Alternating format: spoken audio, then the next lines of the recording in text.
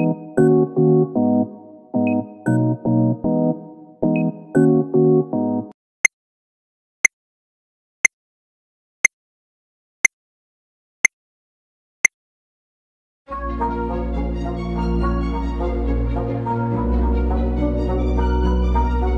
araw mga tagapakinig.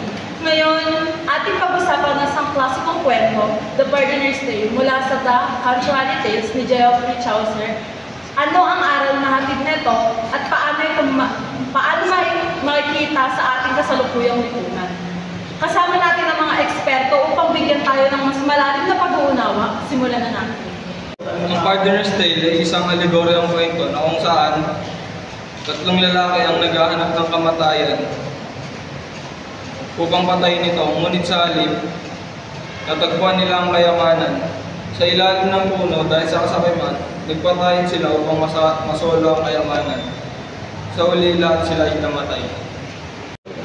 Isinulat ito ni Chaucer noong ika-14 na siglo, kung kailan nalamang ang katiwalian sa simbahan at gobyerno. Ang karakter ng Pardoner ay isang simbolo ng mga pagpapanggap na banal, ngunit ginagamit ang relihiyon para sa sariling pakinabang. Sa perspektibong moral, ipinapakita ng kwento na ang kasakiman ay hindi lamang nakakasira sa ibang tao, kundi sumisira rin sa sarili. Ang tatlong tauhan sa kwento ay nagpatayan dahil sa halip ng sarili ng ano. Kung titignan natin sa philosophical na pananaw, ang kasakiman ay isang anyo ng moral corruption. Pinapakita nito ang kakayahan ng tao na talikuran ng tama na malit ang pansariling interes. Sa ating lipunan ngayon, nakikita natin ang kasakiman sa iba't ibang anyo mula sa korupsyon. Sa gobyerno hanggang sa corporate greed, maraming negosyo ang inuna ang kita kaysa sa kapakanan ng manggagawa. Maraming politiko ang ginagamit ang kapangyarihan upang mapayaman sa halip ay maglingkod sa bayan. Ang korupsyon sa politika ay isang modern version ng kasakiman sa kwento ng Bardoner. Ang kasakiman ay isang pangunahing kasalanan sa maraming relihiyon. Sa Kristyanismo, tinuturing itong tugat ng kasamaan. Sa Islam at Buddhism, tinuturing itong handang sa tunay na Sa ekonomiya, ang labis na paghahangat ng kayamanan ay pwedeng magdulot ng financial crisis.